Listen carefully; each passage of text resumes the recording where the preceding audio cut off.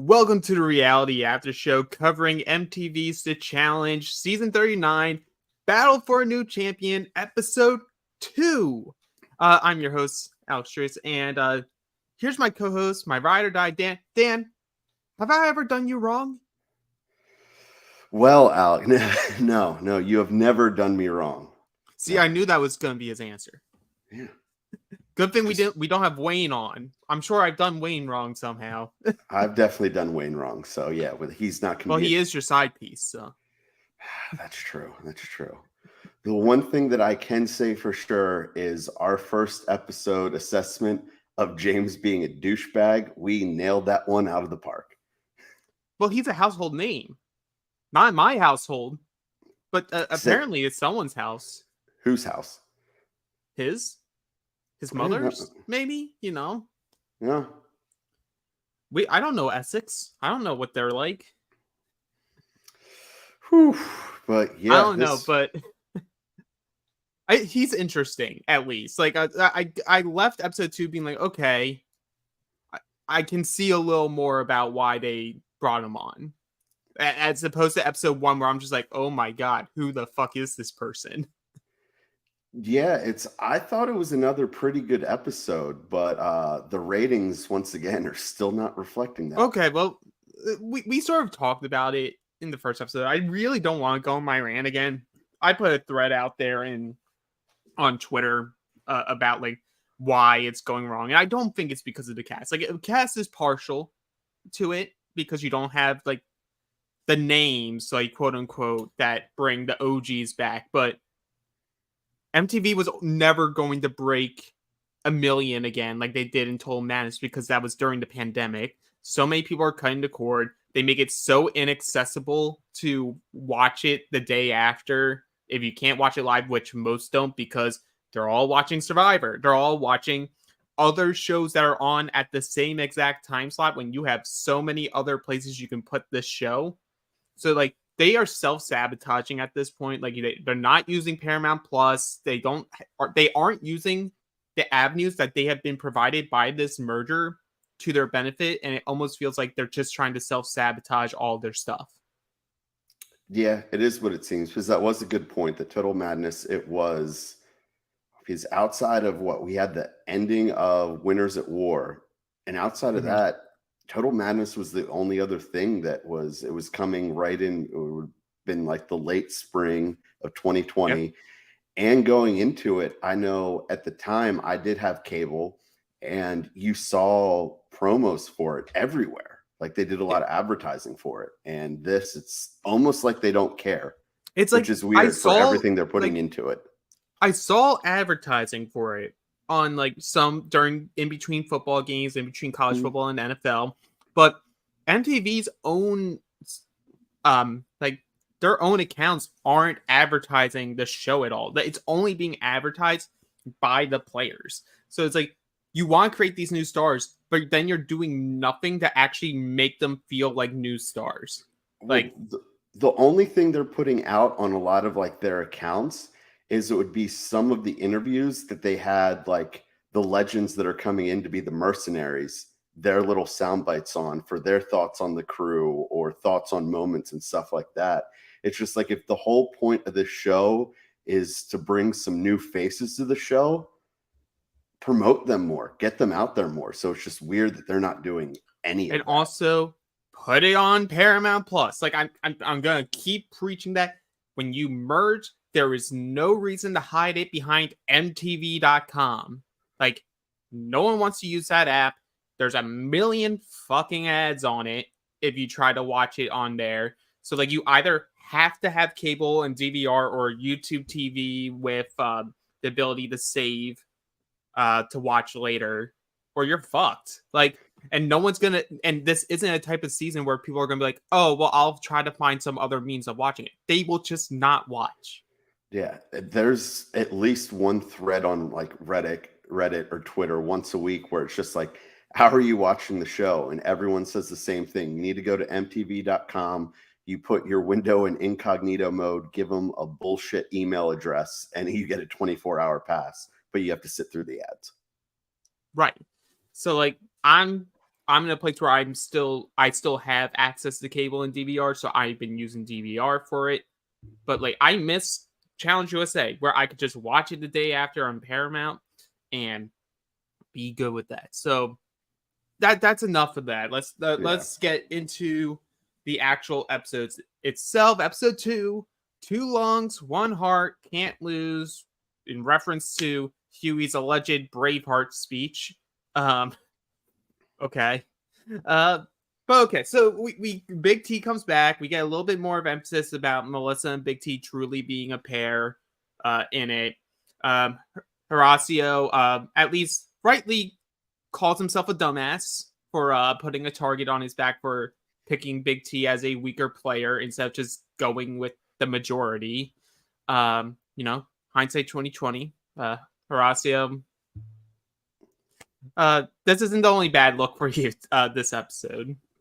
No, but yeah, at least so far coming into this episode, he doesn't see any blowback. But I mean, we talked about it last week that it was just, hey, there's going against the grain and there's just being stupid. And unfortunately, it wasn't a great move for him. But I'll at least give him credit that we're seeing more of his character than kind of, for sure, in Ride or Dies. It was just, man, he's fucking an Adonis and he's so sweet, but what do we really know about him other than he used to play soccer? Right. And we're definitely getting more of him as a character this go around, which I'm all for. I don't expect him to go anytime soon. But here's where we get into really the meat of what this episode is about. We have a conversation with Jay and Chauncey, and Jay is claiming to be looking out for him, but it's easy to claim that you're looking out for one person when you're allegedly looking after over 75% of the house, because as Jay claims, he is the center of a storm of all these US people and a few of the Emmanuel, Colleen, Berna, like all the Huey, like all these other international people. He's the eye of the storm. What can go wrong, Dan? So last week made the comparison with Big T, be like, "Ooh, I don't know if she should play a West game." And it seems like Jay is trying to do the same thing. And I know we both really like Jay. And it's just, I hope this season really goes well for you, because if it doesn't, I could see when you're just friends with that many people, you're going to have to backstab. You're going to have to betray. So I hope this goes really well for Jay, or he could have some rough sledding the next few seasons he comes back for. Right. I just think he can't help himself. No, he can't help himself. He sees what was his quote unquote his detriment in his first few seasons was not being in with the vacation alliance. So he's like, I'm gonna make my own then. So I'm gonna make friends with everybody so that they don't put me on. But when you're a friend of everybody, you're a friend of none. And I feel like that's where we're going towards at the moment. We'll see. He might control this power and people might, for whatever reason, be scared to go against him in an elimination, and he's able to get his way, get far. We'll see. But I just think he did a little too much into preseason, trying to really make himself the face. He did do a lot in the preseason. He's been incredibly active on social media, kind of defending some of his moves and everything like that. So I do like all of that. I'll be interested to see how he does navigate when it comes time for the voting, just because how can he keep his hands as clean as possible? Because the one thing for Jay, unfortunately, because he is a smaller dude, that with the way the season's set up, that you can call out where you want. I think he'd be a very easy person. Someone's down there being like, Jay screwed me. I'm bigger than him. He's the person I'm calling down. So I'm going to be really curious to see how he's going to handle all these deliberations and votes.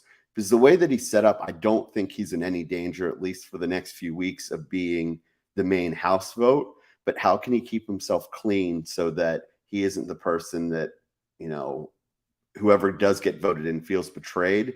and calls him out, just being like, well, A, he screwed me over, and B, I'm bigger than him, so he's the person I'm calling down to the sand. Right. I think that's something that will be inevitable for him, and not just for this season, but for future seasons. Like, he may be very successful this season, but people are gonna watch this back, and if they're all some like group of them is back in the future seasons, they're gonna be like, "Hey, you did me wrong. You did me brutally wrong, and I will get you." Like, for example, with Chauncey, because Chauncey's in his confessional will be like, "I'm still hesitant with Jay because."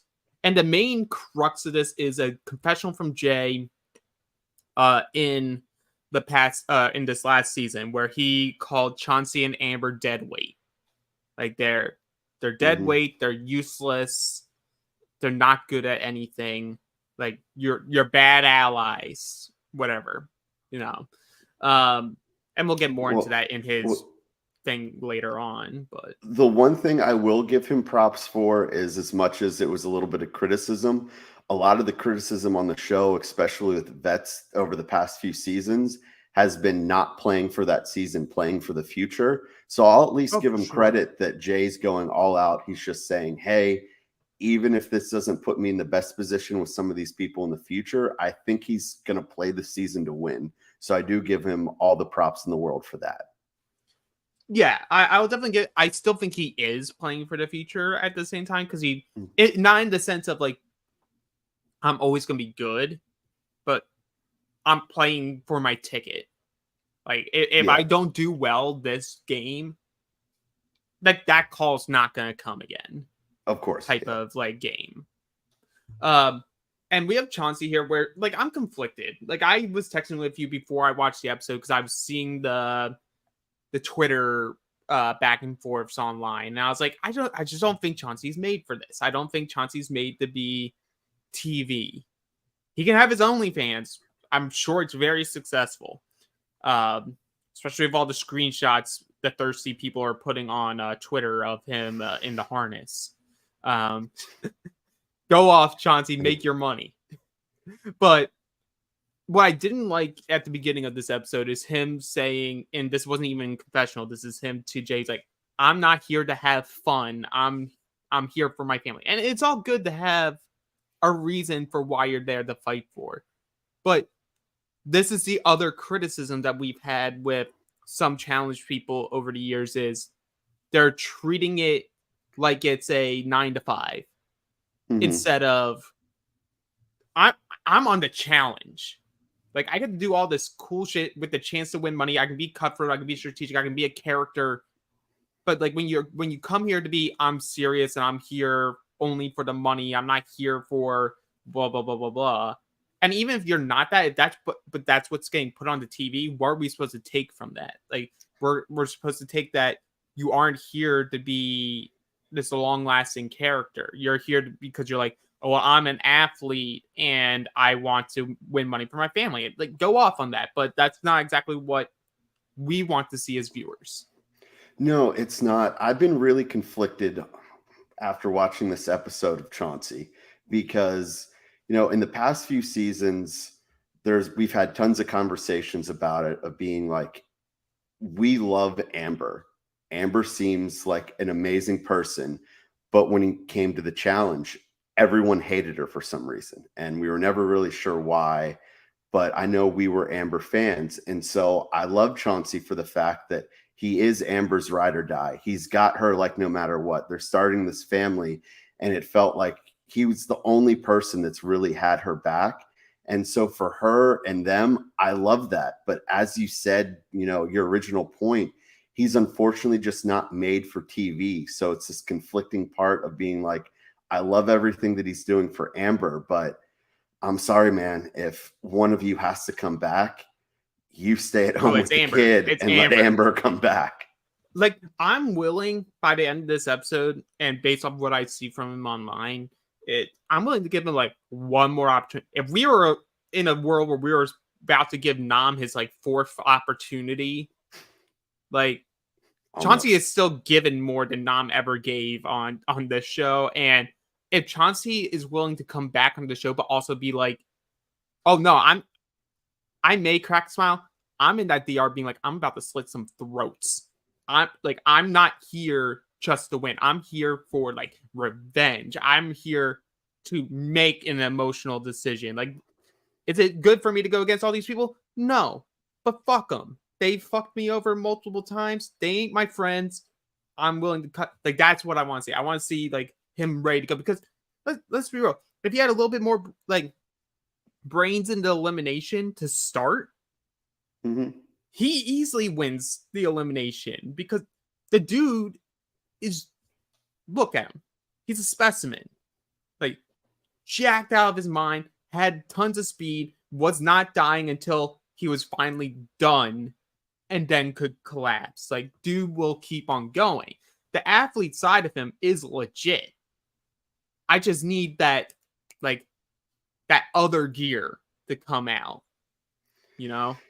Yeah, he's unfortunately, his 2 seasons, we haven't seen great performances, and I'm just worried, being like, oh man, like this isn't another Derrick Henry or whatever his last name is, Tori's ex, of being like, looks like he's so physically well built, but just can't put it all together when it comes to the challenges. So I agree. I'd be willing to see him come back, especially not if we had another season that was all non-champs, but as they keep loving to grow the cast more and more, I think you could easily give Chauncey one of those spots, but I think he's on thin ice. Hey, they've actually made it smaller. 24, like we've been getting like 30 people casts. That Like, is true. 24. I'll take 24. But someone who I will always want to have back, and it's not because I think they'll ever win, but I feel they fit the mold more of what the challenge is supposed to be, and that's Huey.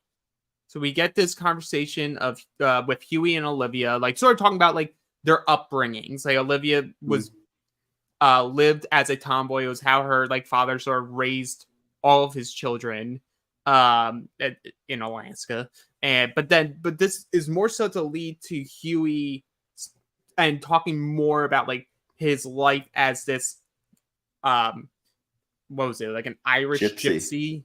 Irish gypsy life, always having to travel, always having to be like a survivor, having more confidence because of that, and being able to have self-belief and co-living with strangers. Like, that type of stuff isn't a problem for him, but like his problem is always going to be that people are going to keep perceiving him as this weaker player. But like, we also know, like, dude has a boxing background. Like, he isn't just a pushover.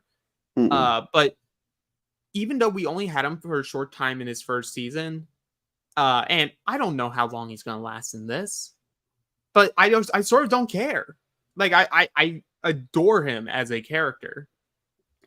No, I think you mentioned it. That's what we need to see, and that's how I'd love to see the challenge start casting more in the future. Is I don't want to see what for this season it's 24 people that are all these amazing athletes, but are boring on TV.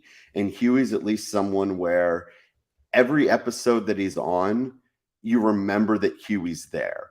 Where there's a lot of people on this cast that I still have to do a double taking, like, oh yeah, they're on this season. So Huey always does that. And that's someone that, you need that. And plus, think when people talk about, the good old days of the challenge, some of the old school days, when especially after it moved away from the team format, there was half the cast that as soon as they showed up, you knew they had no shot at actually winning the game, but they were great TV. And I think that's what Huey is. So I'm 100% agreement with you there. There we go.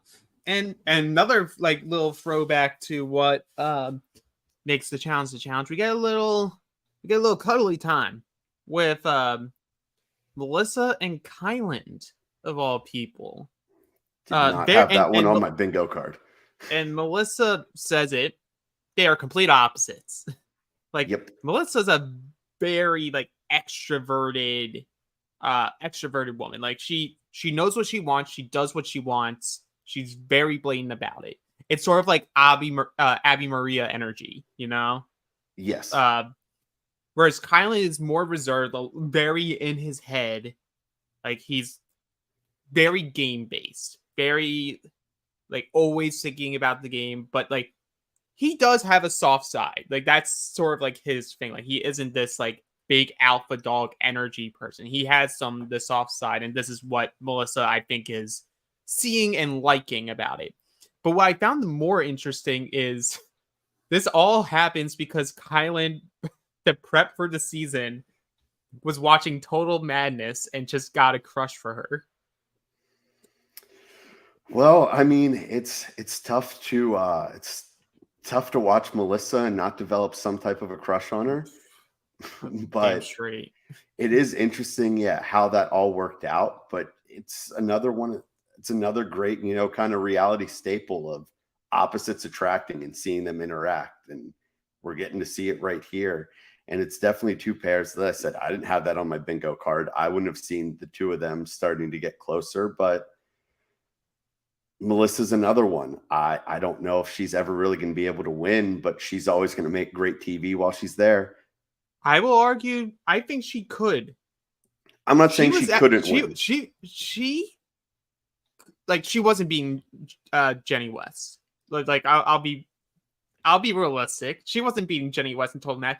But the fact that she went as far as she did into that final, knowing after the fact that she was pregnant the entire time, like, girl's strong.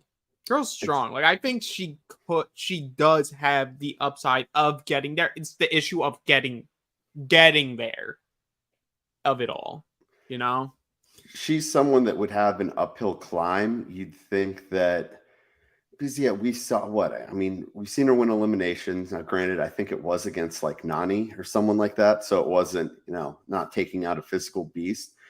But she does have a lot of good physical attributes that could have her do well. But she's one of those people that's almost kind of like a Jay, where I think Jay maybe he's clearly a little bit better of an athlete, but it's still, when it comes to the eliminations and it comes to the dailies, being on the smaller side like that, you have some that will go extremely well in her favor and other that she's just not built for. See, I would make more of a comparison to Amanda, just like across the board. They're both a firecracker. If you push the wrong button on them, they are scrappers and fighters. They're underestimated, but they can clutch out a win when it does seem unlikely. And even if the odds are stacked against them, they will still put up a decent fight and won't just like be demolished.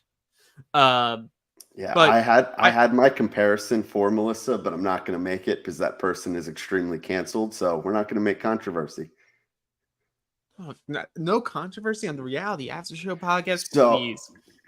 To me, she seems like a dialed back version of an old school Camilla. She clearly doesn't have the racism or anything, and I think in a lot of ways she's the dialed back version, because I don't think she has the peaks of Camilla being that amazing competitor that she used to be.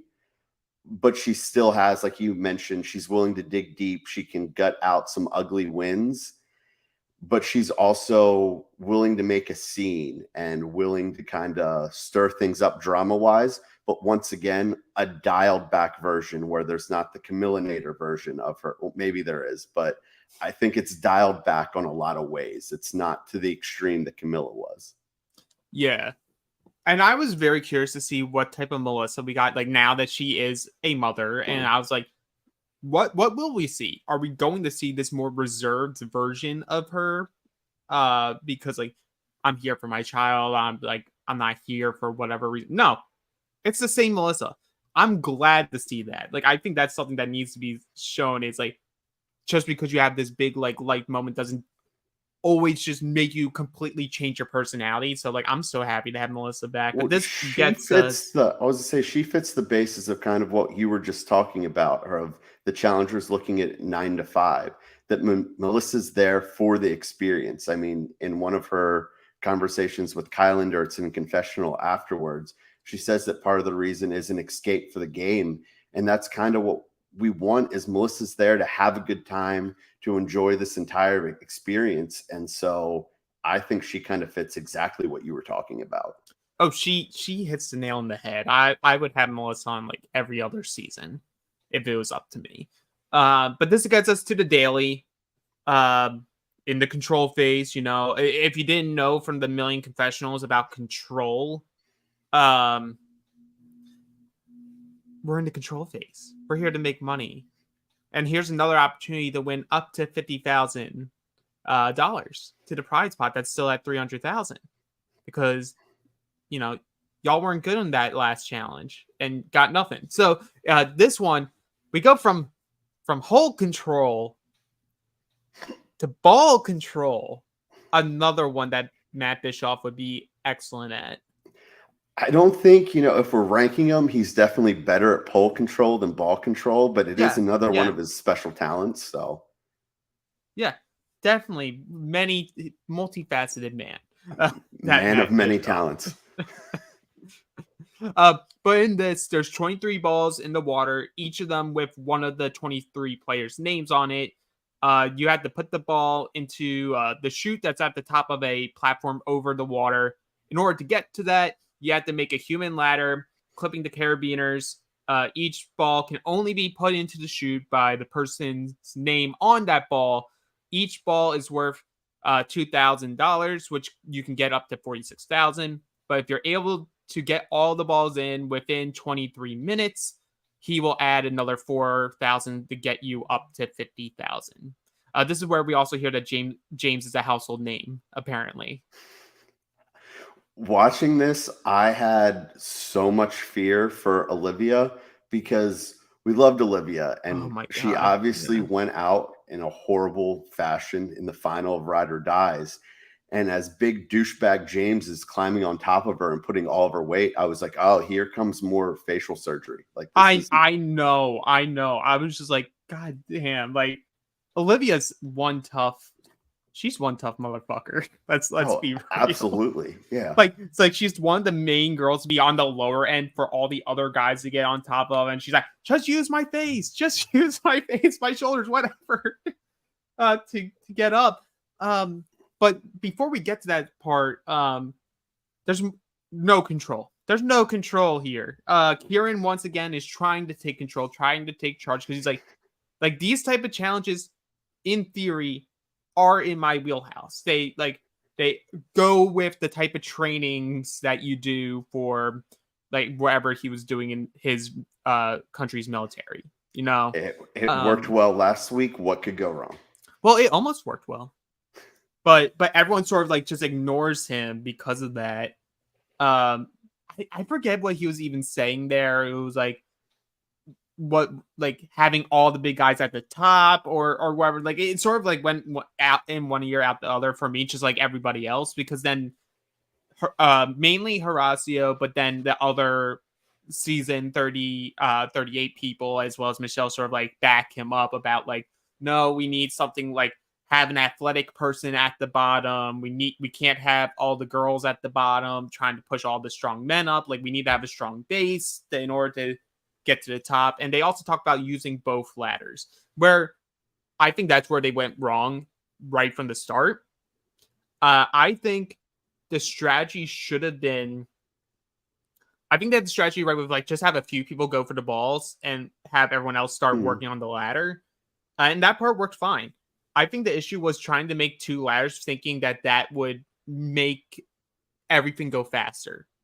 Because you have to split it absolutely perfectly between your strengths and your weak players, and you can't have your weak players be part of the ladder. You need your weak players to be the people climbing first. So I think you should have just made one strong ladder and just had people already start climbing that as they were retrieving the balls.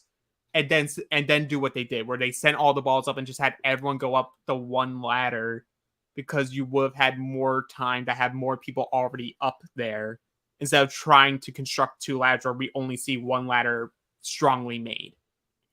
Agreed. And especially just with this cast makeup, like you need some more of we talked about it earlier, or a few seconds ago, but you can't have James stepping on top of Olivia. You can't have some of these other bigger guys like him and Corey that are trying to climb up over these women just because it's going to be so hard to get that done.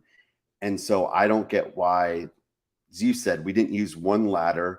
And I feel like, sure, it may have taken a little while to get it all set up, but I think you could have flown half the cast up pretty easily once the ladder was secured. Right. And like, why are you making Nerys part of the ladder? Why are you making Huey part of the ladder? It's like, you're supposed to be climbing these people. And like, we see some of the hardships there. Like, Huey's issue was trying to like maneuver through all like the bigger people to climb over them. We see Chauncey not being able to clip in and sort of getting roasted for that, because they're like, oh, you're the big strong man, this should be very simple for you. But I'm also like, if it's, I think it would have been simpler if he had a better base. You had him trying to clip in while on the shoulders of Huey. Like, like, hey, and she had no problem doing her part. Huey, keep slaying, keep doing it, girl. Like, I love her. Yeah, it was. Yeah. She's great, but it was just a bad strategy from the start, because you could tell right away. It's just like, oh, they're not. That one side of the ladder, you could tell from right off the bat, no one's going to be able to get up it, which is what we eventually end up seeing. Right. I also love this idea of like, in order that the quickest way to like not just unclip people, but also like get them off the ladders, they physically just throw them off of the ladder, off of the rope. Like they were fully shoving these girls back into the water. Oh yeah. I was like, damn, they have no sense of care at all. But they only get 3 of the balls in. At most, they were only going to be able to get 4, but Melissa was too scared to take that leap at the end to like get onto the platform. So they only make $6,000. But hey, it's $6,000. You increase the prize pot, and that was like the most sad thing of me, like watching it just bump up, the little like lower third just bump up to 306. I was just like, man, y'all are right. Y'all are losers. You know, but I at least liked this type of challenge. Now, granted, it didn't go well for them, but I feel like when you have this many people, because what, it was 24, now it's 23 people competing, is do something where they can earn the money in chunks. Because I also feel like if they keep going that way, we don't know how long the control phase is, but say that it's a few more episodes. There's only 5 days left, according to the clock. Yeah, but you can at least see, okay, we can get some money, and it makes it easier to pinpoint where are weak links, as opposed to, well, we just failed, everyone just point the finger at everyone. I feel like in a challenge like this, it became easier to kind of figure out who do we want to vote up for nomination. Yeah, and you also see this interesting thing of they seem to be self-policing.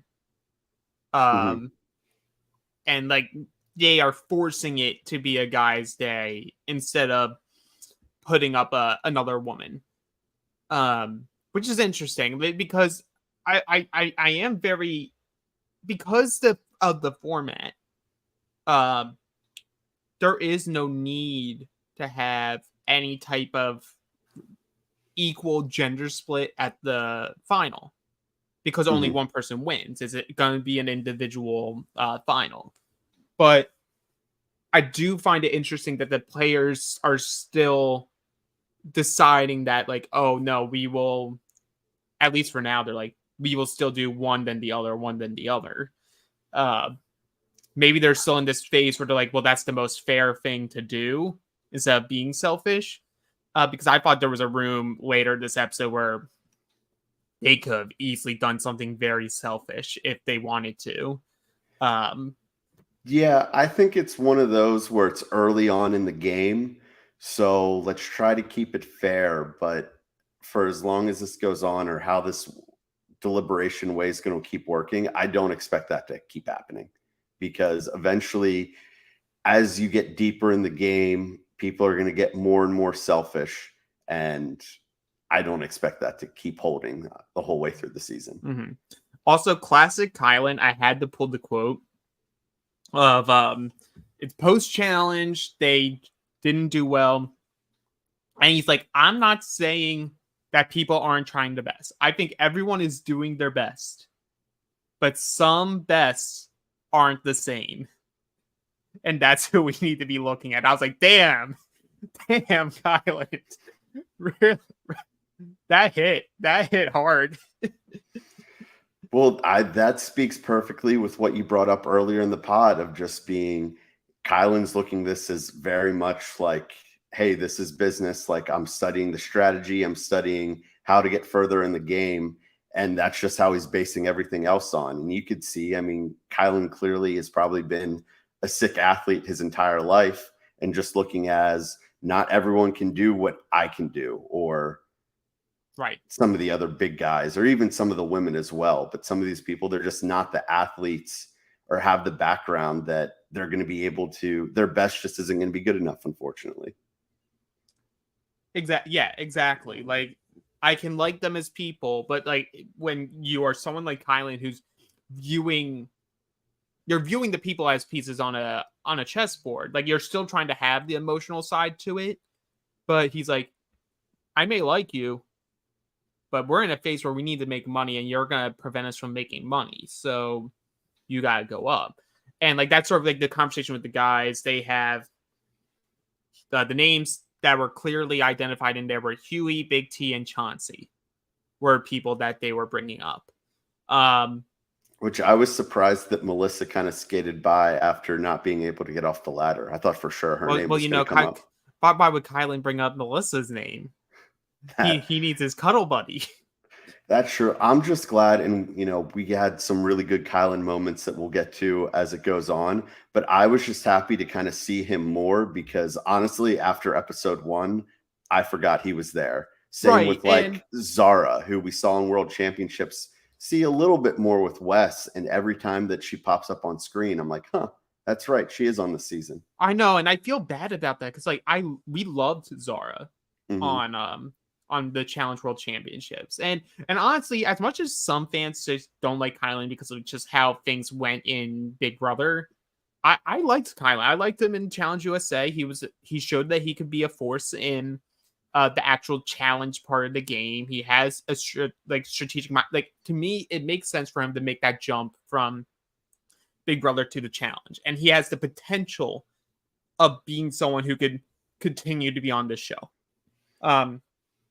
But and we'll be touching on it soon. I really enjoy the conversation that happens. It hits very close to home with my own life with my brother. So we'll get there. But I want to talk on Huey. And again, like showing why I love Huey is like he's talking it up about like I want to take the positives out of this. He's having a good laugh over like he's like, hey, like we failed, but at least I got to climb up all the hunks in the in this house. Like that was a win for me. And then we do see him have this like good vibe relationship with James, which I was like, okay, like it sort of made James to me like he's still a douchebag, but like I sort of found it a little endearing that he's like, no, like I want to keep Huey. Huey makes me laugh. Huey keeps me sane in this house, which shows that like they have a lot of other conversations in this house. So I'm like, if Huey likes him, like James can't be that horrible. His endurance sucks, but no, and I think just touching, keep bringing it back to what we were talking about early on is how these type of people are good for the challenge. And it's something that it reminds me of something old schoolers. They would keep people around that was like, hey, part of it is I know I can beat them in a elimination or final if it gets to that stage of the game. But when you're in this house for that long, it's good to keep people around that are going to have your morale up. And you can see it around that Huey's that for so many people. We see him have so many good conversations this episode, even after a little bit of the blow up with like Berna. They get back on the same page and she says, I'm going to do everything I can to protect Huey, that there's so many people there that have Huey's back. And it clearly just has to be because he's a ton of fun to be around and he's probably one of the most fun people in the house. And what he says is true. Like everything that we've seen from him, as much as he can be he is a very loyal player. He will Mm. ride for his friends. He'll ride for the people that are protecting him. Um, and yeah, it's just like he sort of gives me, not in the same ways, but by like how you're talking with the old school, he gives me like knight energy. Like Okay. what everything you hear about from people, especially post Knight's death, you would see all these posts from the OGs talking about like the type of like house environment you had because Knight was there, willing to take a joke, willing to make jokes, willing to make fun experiences for people. Like he was never going to win, he was never going to get to a Mm. final, but people liked having him around. And similar to Huey, is like, sure, maybe you are carrying him along because he's an easy beat if you have to go in, but like you like to keep people that you like. And that's sort of where we see for Huey. But that leads us to the club, where we go, oh, Emmanuel's on the season. Haven't seen a whole lot of him. Hey, it's that winner edit. It's Come that on, winner edit. dollar stamp. You don't get any real screen time to start the first half of the season. We all know this. It's the Amber edit. Come on, dollar store Jordan, you can do this. But it's I guess that is where he's different. Is he may be as good of a or on par physical competitor as Jordan, but doesn't have that fiery personality. But No, I he doesn't also have the think fiery part of personality, that but also could be the language barrier. that could be part of the issue. I think he's fine overall. I think like the person who has the worst of that is Chihui, obviously. Mm-hmm. Um, Emmanuel, at least, like briefly touching on him, because there's not much else to say on him, is he definitely gives free agent energy, where it seems like most of the animosity towards like targeting the internationals is being targeted at the UK and like Aussies, Mm-hmm. overall. Like I'm saying Aussie, but like Kieran is Australian, but like lives in the UK, so I guess still UK. Um, that's where most of the beef seems to be with internationals, where like Emmanuel seems to be good on both sides. So maybe that's why he's not in the edit, is just because he's sort of just flowing. He's sort of just like, I'm not a decision maker, but I'm good. Uh, Yeah, we have Michelle. I was gonna Oh, go say ahead. with Emmanuel, he's curious. I'm curious to see how he goes because yeah, I feel like the exact same thing that I don't think he's gonna get targeted for at least halfway through the game because he seems good with everyone. What I'm gonna be curious to see is how close some of the relationships that he has with these other people, that when it comes to all right, we got rid of, most of that alliance, however it plays out. Emmanuel, he's bottom of the barrel as when it comes to the alliance. Like he's not high on anyone's list. So now we're going to start targeting him a lot halfway through the season. Or if he's just that good with so many people that he has a chance to, maybe he can get to a final without only seeing an elimination or Mm-hmm. two and be fine, Yeah. which I think would be a mistake with seeing how good of a physical competitor he is. But at this point, he's clearly on nobody's radar. Yeah. Then we have Michelle briefly. It's another touching point about her, like usually being so in her head about the game that she doesn't like let people fully in, but she's allowing Callum to be fully in. God, Michelle, the heartbreak is gonna hurt. That's all I'm gonna say on the matter. What I did miss before club time is the 38 girls and Jay were talking about their options of Huey or Chauncey. They don't want to put in Chauncey initially because US alliance, but the girls are very adamant that they just trust Huey more. They find Huey more loyal than Chauncey. And Raven eavesdropped on that. And Raven, we see here Raven going to Chauncey, and she's sort of trying to like warn him and like sort of get a gauge of like, well, like, what are you feeling? And Chauncey's like, well, the US group just needs to stick together. And she's like, but who's your friend? Like, who do you have? And Chauncey's really like, I think I have a few people. And I think in his mind, it's not really Jay, but like, I think he thinks he has Michelle because Michelle and Amber are really good. I don't think he expects to have Nerys. Maybe he expects Horacio. Like, there's only a few people really there. I think one of Chauncey's biggest flaws and errors coming into this game is he assumed that so many people in this cast were cool with Amber and it would just auto translate over to him. And I could see Chauncey not going and having those conversations because in his mind, he's just thinking, well, they're cool with Amber. Why wouldn't they be cool with me? And it's like, that's not quite how it works. Like that gives you an in, but you still have to go have those conversations to solidify that. Right. It's like ultimately we didn't get to see if he had grown anymore as a political, like an actual, like the social politics of a game, as well as like the mental strength of a puzzle. So unfortunately, like we only can use what we got. But then we have this conversation between Huey, Jay, Corey. There's some other person. It doesn't matter. It's really Huey and Jay. And Huey's trying to say, like, is there any possible way I can avoid elimination? And he's obviously talking about this specific elimination. But this is when Jay just goes, I hate this. He goes, well, I don't think any of us will be able to avoid elimination. Like, I don't think any of us can avoid. We're all going to have to go down there at some point.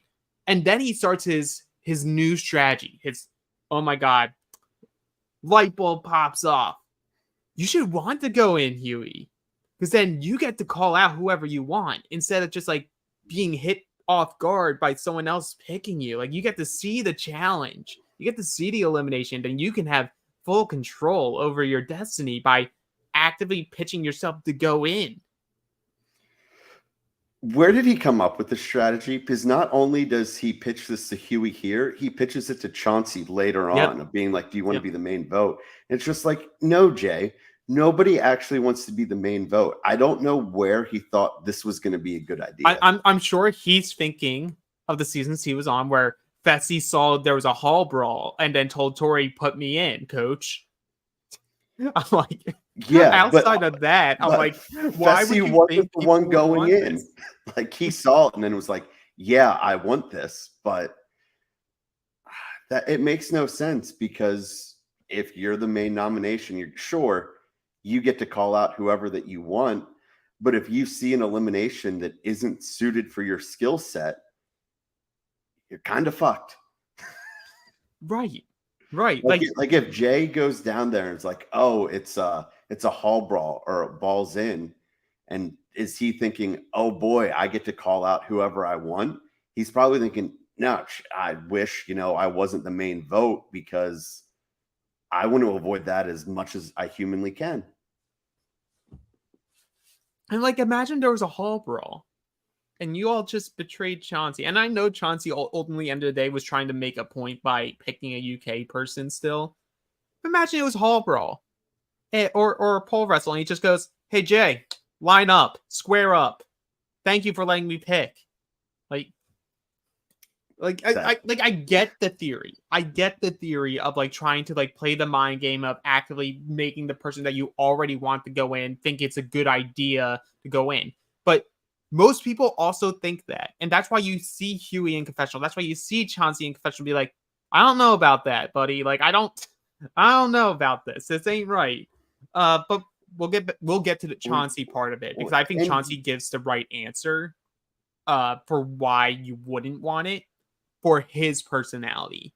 And this also, if you're the person that you're volunteering yourself to go in, because a lot of these people, and it's on most seasons, not just this one, if you're going down into elimination, you're going to have some nerves. I'm sure there's a little bit of fear because it's just like, oh, my game could be over.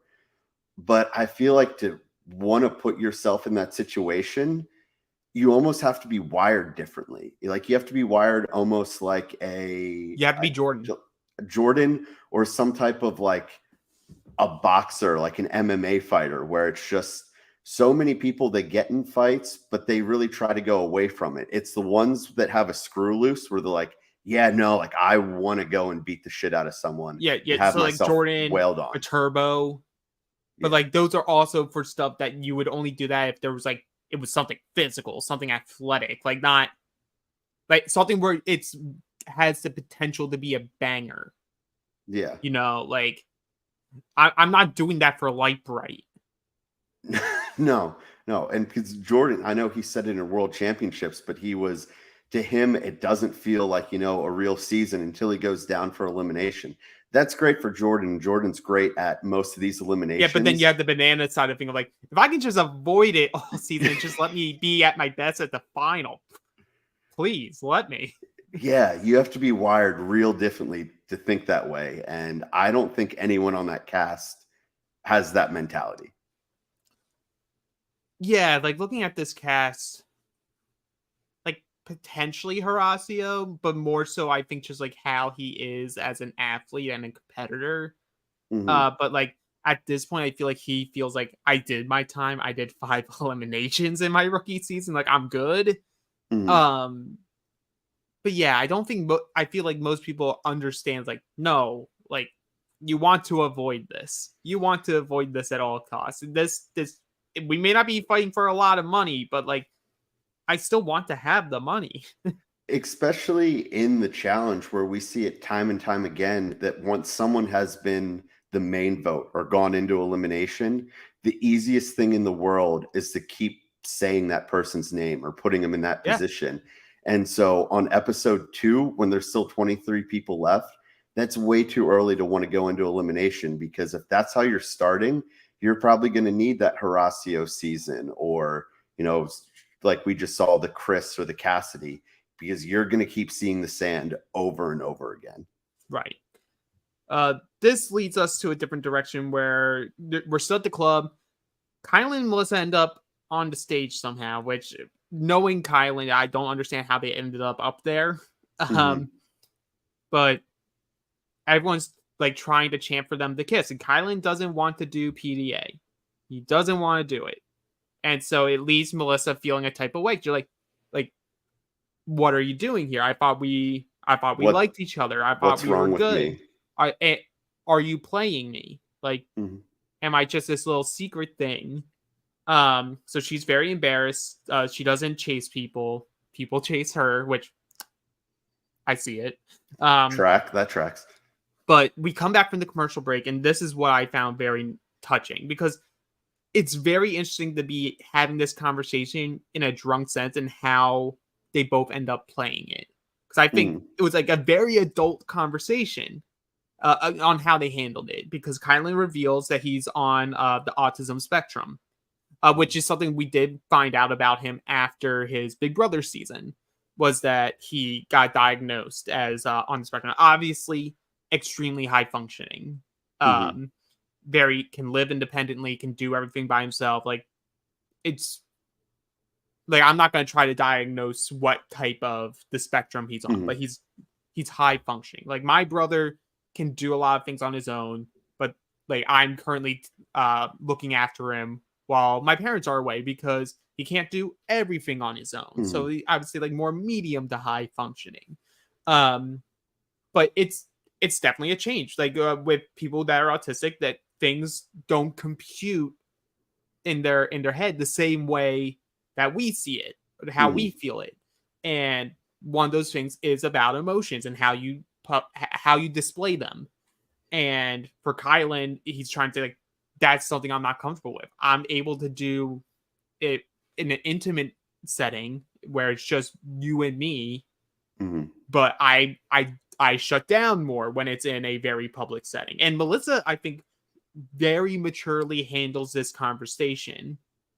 But like ultimately she still is like, but I want like you are supposed to be my escape from the game. Like I love the soft side of you, but you could also stop thinking about the game. Because like they get back, they're like he's like massaging her in her bed, but he's like talking about the game late, like in the early morning when they're both drunk, and Melissa's just like, I sort of just want to go to sleep. Can we just spoon? Can you Yeah. stop talking about the game? No, it was surprising to see, but also great to see that they were able to have this conversation in a mature way. And I got real nervous for a second at one of Melissa's reactions when she was like, "You never told me about that." And I was like, "Oh no, don't have this moment on TV." But I luckily, know. we dialed it back. That's not what happened. And I'm curious to see how this progresses, because while they did get onto the same page, I could just see Melissa being like, that isn't exactly what I want in my escape, especially as Kylan continues to talk about the game. But at least we avoided a bad moment something on very TV. bad. Yes, yeah. And part of me is now interested to see, because I think Kylan and Chauncey are good with each other. Like, I think they the season starting, like, they were working out with each other. They were working out with Monty. Like, I'm sure Kylan probably feels a bond and connection to Amber, who also got herself diagnosed and is on the spectrum. I would love to see both of them in a house together. Like that, I think that would be a very fun and like important scene to have for viewers of like two people on the spectrum interacting and like bonding over that, and showing that they can still be around other people. Like, I think that's very big of MTV to be casting these people so these stories can come out. Plus, if we can give Amber a season where she can have some allies on the show, that'd be great. Right? Okay, so now we get back to the girls of season 38, like Nerys and Olivia, number ones. But what about Raven? Because they feel Raven's playing a desperate game because they know that Raven told Chauncey that they were considering him. They want 38 to stick together, but they're like, they don't trust Raven. They think Raven's playing a desperate game, where really Raven's just not playing their game. She's not playing their game. And I mean, I saw it all over social media, but it was hilarious that they're thinking, all right, the 38 girls need to stick together, but they're attacking Raven for trying to protect someone else from season 38. But and also someone in the US alliance. Yeah. So it didn't make a ton of sense, but I think it just came down to the fact that it was specifically Nerys, and I'm sure Olivia to an extent, they just don't trust Chauncey. So I don't think it was where they were thinking we're actively going to target him, but the fact that his name came up, that's the direction we want to go because we don't trust him. Right. And like part of that is stuff that we also saw on social media, that allegedly Chauncey said that like he didn't feel good and would have targeted Jay, Nerys, Olivia, Michelle. He backtracks on the Michelle side of it, but it's a very much he said, she said of it all at this point. But we have that. And then now we start to see that people are starting to question what's going on with the votes. Like, what's going on here? Are the UK people gonna throw in Chauncey? Are they gonna burn votes on each other? Who do they want to protect? Like, James is talking with Kira, and James is like, I do want to protect Huey. I understand he's one of the weaker people, but he keeps me sane in this house. In order for me to keep doing well or try to do well for us, I need Huey here as like my support system. And I think Kieran's just like, okay, I don't care. As long as it's not me, I don't care. Then we see Chauncey pull the US people together, like mainly the ride or die people. He realizes he's in trouble.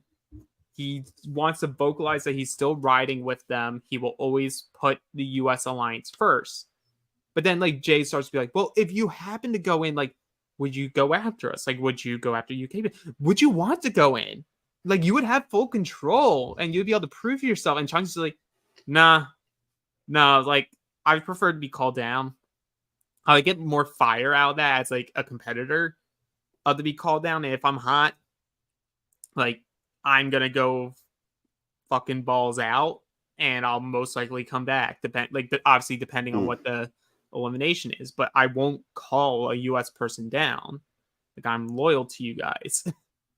So again, Jay trying to do his brilliant strategy and then be like, no thanks. No.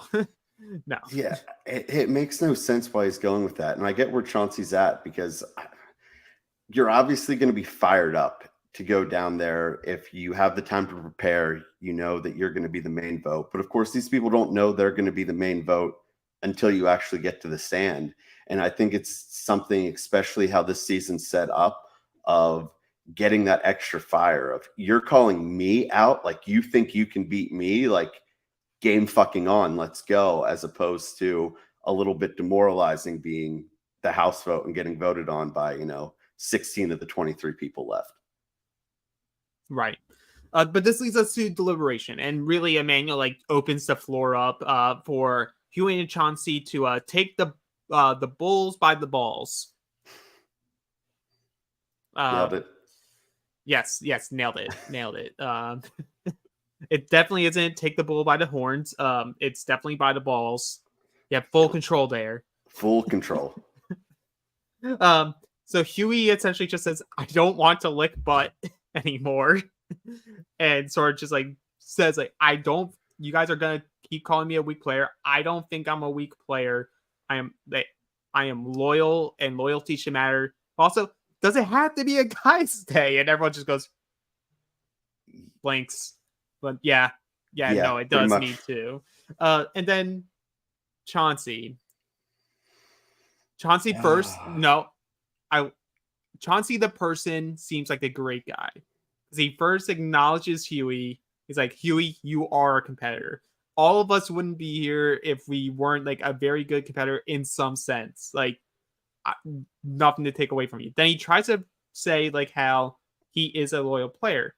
So his idea of doing that is going around to the 38 people and saying like, "Have I ever done you wrong?" And all of them just like end up throwing him under the bus because like they're like, "Well, you did say my name that one time," or "You didn't try to help us after we like went out of our way to help you." If you from Michelle and Jay's standpoint, and so I get that.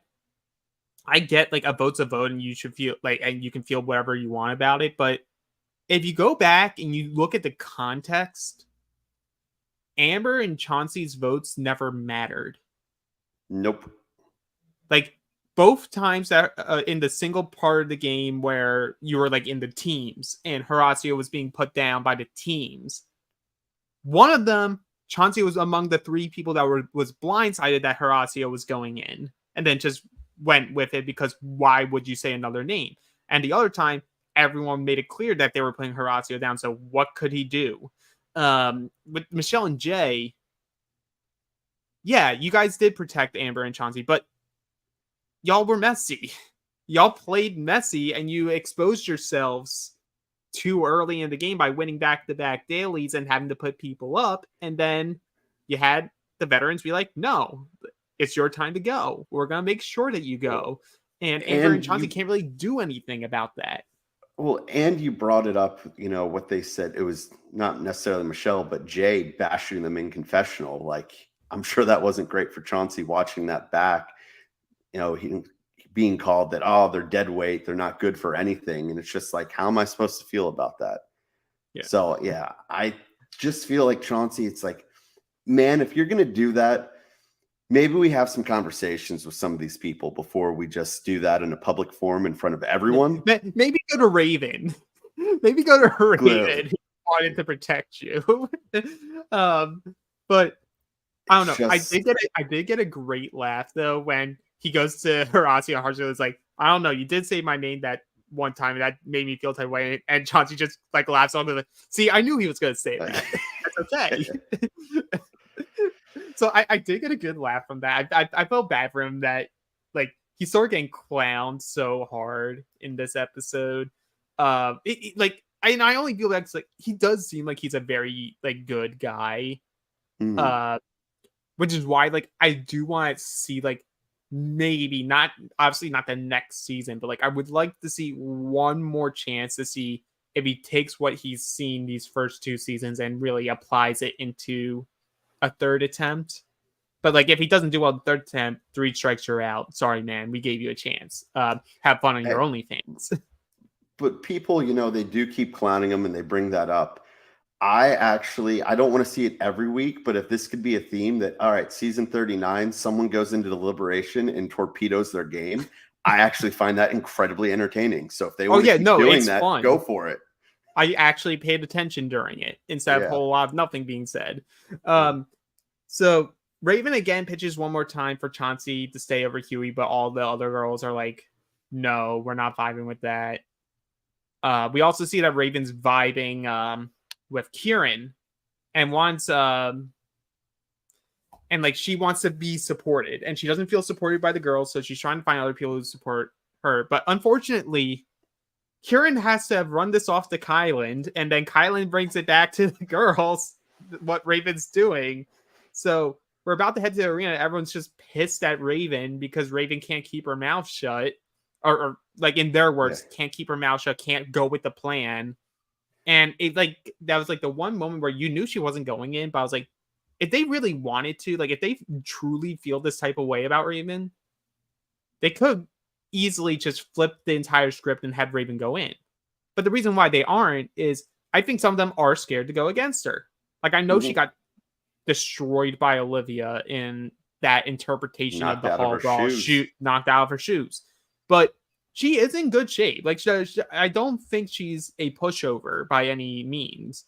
But hey, she's just embracing her inner CT from Rivals 2, just politicking around. Because even she says, she's like, Aaron isn't someone that I'd really be interested in, but I'm trying to make sure that I stay around in this game a little bit longer. And I love that. I love that for Raven. It's like I remembered being high on her on Ride or Die, and I was like, she went way too early. I need to see more of her.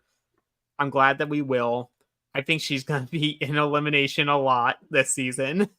Oh yeah, in the next 3 to 4 weeks, definitely. I think almost any girl is gonna constantly be picking her. I also love during the Chauncey bit where you get a random ass confessional from Colleen going like, see, Chauncey talks too much. He should just shut up. He needs to be. That's why I'm under the radar. I'm like, yeah, that's why you're under the radar, Colleen. Speaking of people I forgot were on this season. And I forgot Colleen was on this season.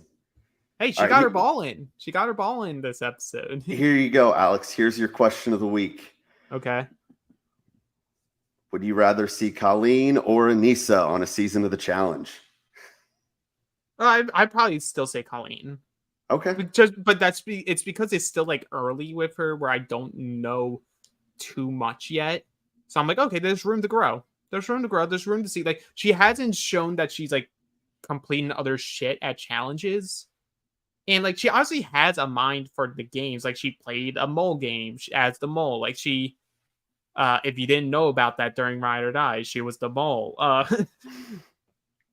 And like she did well in the challenge today. She was able to climb people. She was able to get her ball in. Like she seems to like have parts of it. I just don't know how much she translates to TV. But I'll say Colleen. But that was not a question really about Colleen. I'm just trying to get that Anissa bar, properly situated. Yeah, we're balancing. We're balancing right now. But this gets us to the arena, where prior to it, Kylan was speculating, is there a possibility that you can only call out someone who voted for you to go in because you don't really know because all the girls picked Jessica last week or the last cycle. So she had all of her options, and we find out people are thinking about that, and all the UK guys are like, we're gonna burn on each other. So then if that's true, he can only pick someone from the US, and then we don't lose a number either way. So we go there. Chauncey's the name ultimately. Callum does not stick to the plan and votes Chauncey, and the other UK guys are like, bruh, like, we know you didn't win shit. We know you didn't go into elimination, but like, where's your brain, kid? Where's your brain, Callum? What are you thinking about? Why are you saying Chauncey's name? If this was a headbanger, you were gonna be thrown down instantly. Well, I don't know much about Callum, but he doesn't seem like the sharpest tool in the shed, so I feel like this checks out. No, as James says, James also thinks Chauncey isn't the sharpest tool in the shed. Like there's a pause in there, and I think part of that pause was him forgetting how it ends.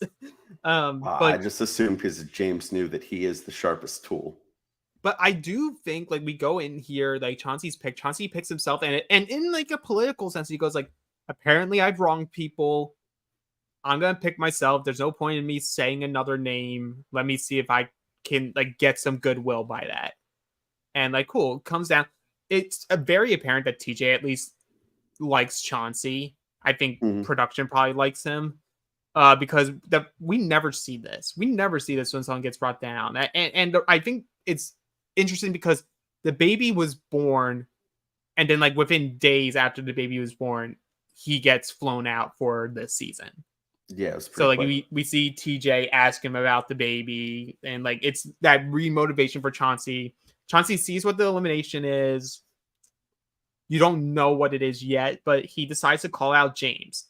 And honestly, I thought that was brilliant. I thought that was a brilliant decision by him of because depending on what the elimination structure was, he obviously felt like this is something that's going to require running.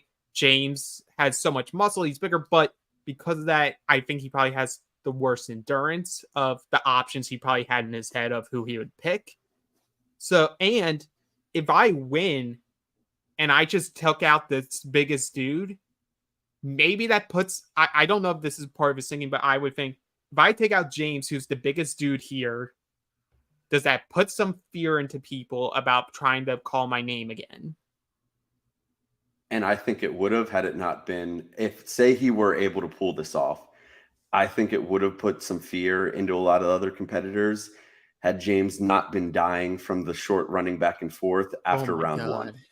Oh my Now, god, so man. question for you, as our fellow, you're our leader on this podcast for someone who goes to the gym and really does the work. Yeah, I Does literally it? came from the gym right before this Okay. podcast. So my question is, does it count as always doing the work if you never do any cardio and skip leg day? um, you're doing a type of work, but you're not doing complete work. Okay, just trying to get some Like clarification on I James. was doing that for a while. I was just lifting. I was doing primarily upper body. I have started reintegrating cardio and reintegrating leg day back into my routine. So you have to have the complete package if you want to complete the work. Um, can't have chicken legs. Can't have shit cardio. Especially this type of cardio. And like this cardio is different than the cardio you would need for a final, to be Hmm. clear. And like I know James is getting clowned for gassing out here. Um, but well, I'll break it down. So he gets picked. The elimination is called Might Light, which I guess like we're doing a combination of Light Bright and Connect 4 here, or Connect Hmm. 3 in this case. So you have a bunch of cylinders, and you want to put those cylinders in holes. Matt Bischoff is salivating at this challenge, at this elimination. He's like, brother, I'll spread my cheeks, I'll beat a hole. We could have called this one the Challenge 39 season of Matt Bischoff. Season of Matt Bischoff, because I know he's never going to listen to this. Nope, not a chance in hell. Not a chance, not a chance. But the object is to get as many 3 in a row of your color, of your light, as within 3 rounds. The cumulative score of your 3 rounds will determine who wins. So this is very much an endurance challenge. Not like marathon endurance, but like how long can you stay at top speed as well as being mentally sharp? Because as much as the faster person on paper should win, if you're faster but not making the right decisions in these like moments of time where you have to like be very quick with your decision making in order to not just maximize how many 3 in a rows you get, but also preventing your opponent from getting 3 in a rows, 4 in a rows, because 4 in a rows can get you double points. That can make or break you. And ultimately in the first round, that's what gives James the win, because James wins 9-6 because Chauncey was lacking the strategy. He was excelling at the physical component of this elimination, but he wasn't being strategic with what he was placing. He was like more focused on trying to make these 4 in a rows instead of making a bunch of 3s, as well as playing defense as you were going along. Because if you could have gotten like a small lead, the object then would be like just keep preventing your opponent from getting that third 1 in a row. Like keep putting them in spots that can get in a row, because then you'll always have the lead. You're always making them play when they need to be playing offensively, them also playing defensively, which is self-defeating. But he doesn't do that. James wins 9-6, and that ends up proving crucial because in the second and third rounds, Chauncey wins 6-5 and 6-3. Because in that third round in particular, he gets that big lead early because he has more stamina, while James's like legs are about to fall off from just like exhaustion. We He's see it in dying in round between 2 where like rounds. he finishes round 2 and he's literally on his back, just like, oh my god, like I'm literally about to die. I'm literally about to gas out, or I am gassing out. But if Chauncey could have just figured that out in round 1, he would have easily won this. He would have easily won, and like it wouldn't have been close. Yeah, I just I found it interesting that as the elimination was going on, you could definitely see that, or see and hear that there were other contestants, you know, that weren't participating, were helping each of them go place it here, place it there. And, you know, suddenly this time no one has any issue whatsoever with, you know, people in elimination getting helped after there was so much crying about it the past few seasons. But seems to only go into effect when it's someone that you like goes home. Oh, also, I got it wrong. Chauncey lost 6-5 in that In the last one second. because I was doing the math in my head. I'm like, wait, he should have won 18-11 or 18-17 then, because that's what ultimately is the score. James does win, and even though he's literally dead, just then goes, "Are you not entertained?" And like he's in his confessional trying to like hype himself up, be like, "I always knew I was going to win. I gave me all of everything that I got, but I won it." But like everyone else is just looking at him like, "Oh my god, man. This dude can't do a final. This Well, dude's gonna die." Big T voices it in one of her confessionals, and I did love it was probably either Callum or Kieran where they were talking like, yeah, Chauncey's moving like really fast, but James is moving more methodical about it. And I was like, you know, I think James is just dead, so he has more time to really look at I the mean, he board was because he more can't move. methodical in the first round. In the We can be first round, very sure. clear there. Yeah. But then he was only moving methodically because he literally couldn't move his legs. Because really the component of this challenge is while it's a mental puzzle of like trying to configure all your different threes, it's doing that while also doing suicides, just continuous suicides until you run out. And like suicides are meant to be hard.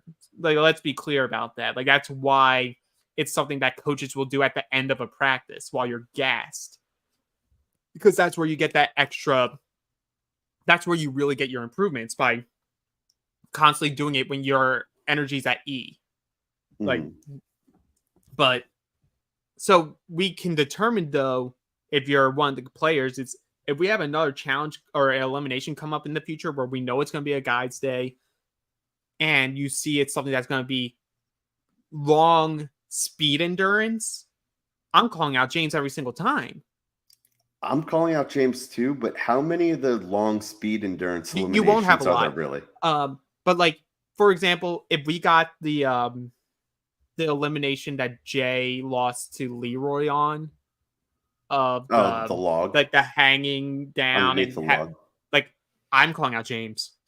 I'm calling him out. Like if I'm Jay, I'm like, put me in here, James, come down. I'm sending the biggest guy home right here, right now. And I even think as long as, you know, it's someone who has some type of strength, James would be a perfect person for like not so fast.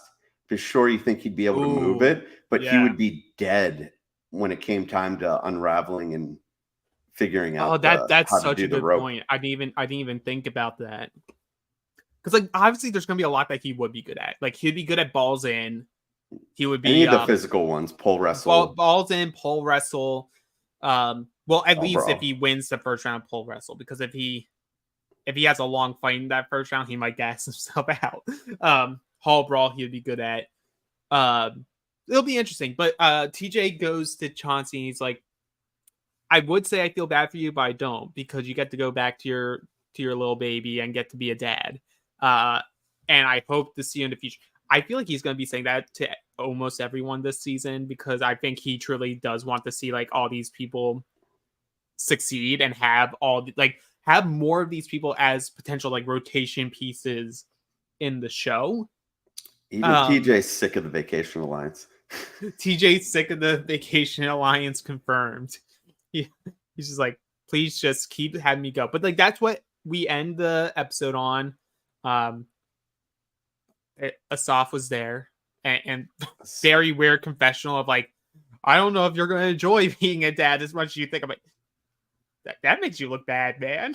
Yeah. Like, we know you love your kid, but like, you're like, oh, you're going to hate parenting. Yeah, that was a weird look. And then, on the preview for next time, I think we're going to, until it happens, is they have to keep showing like, no, the legends that you love, like they're coming. We're not going to tell you when they're coming. But don't you 5 days. You wanted Brad, you're getting Brad. Yeah, you're getting Brad in the back of his head. Don't you worry. Well, I just loved when they were looking at that. Now, I'm sure some of it's, based upon the mercenary schedules, but people are so excited. It's just like, yeah, who we're not getting first? I'm willing to bet we're not getting CT. We're not getting Kara. Like, they're going to be down the road. Like, I feel like the first has like the Brads and the Caseys. Like, that's who we're getting the first few episodes, would be my guess anyway. I would like to think so. Like, you don't want you don't want to blow your load early. You don't want the first two to be CT now and Kara. You tell me. Oh God, man, I'm sorry. I kept that secret for so long. Yeah. No one ever told me that before. See, I did you wrong this one you time. You did me wrong, you son of a bitch. But see, I knew you were going to say that. You were going to say that. It's okay. But that wraps up our coverage for episode 2 of The Challenge Season 39, Battle for a New Champion. Please like and subscribe the video. If you're watching on YouTube, give us 5 stars. If you are listening to us on wherever you listen to your podcasts. Johnny is still doing a bunch of watch parties for both Survivor and House of Villains, and you can find those tickets at survivortix.com, that's survivortix.com, or villaintix.com. They both go to the same place. They're amazing experiences. I always will recommend the VIP because it gives you more one-on-one time with Johnny and all of his special guests that are from these shows and other reality shows. So you can find all those at survivortix or villaintix.com. And the best way to support us is to become a patron at realitypatron.com. That's where you'll get more exclusive content. You'll get access to our secret Facebook page. We have our Q&A where Johnny gets to talk about whatever he wants to talk about. It's always a very fun conversation each week, as well as they are covering Australian Survivor, Brains vs. Bronze. They just came back from the Redemption Challenge, and that's a hell of an episode. Great place to come in and listen. So become a patron at realitypatron.com. That is the best way to support the podcast. Yeah, absolutely. And also other Survivor fans, I know Johnny is sending out links for the Survivor UK as well. I haven't watched any of it yet, but I know there's a lot of people that are interested. And so by becoming a patron, you get access to that as well. And I think that wraps it up for us, Alex. We will be back again next week. We'll try to get back on a better schedule, but we have been consistent on Sundays at least. So at the very worst, if you don't see us on Friday, you will see us on Sunday mornings. And as always, you'll see us some combination of us and Matt Bischoff on Wednesday nights post the Survivor episode, do our live reactions to the Survivor episodes, as well as sometime on Sunday nights or Mondays, our House of Villains roundtable, where you get a little bit more inside the episode with one of the most notorious Survivor players of all time, Johnny Fairplay. Just loves himself some pinball and bowling. I just love pinball. But with that, have a good rest of your weekend, everybody. We will see you next time. Cheers. We love you. Bye. See ya.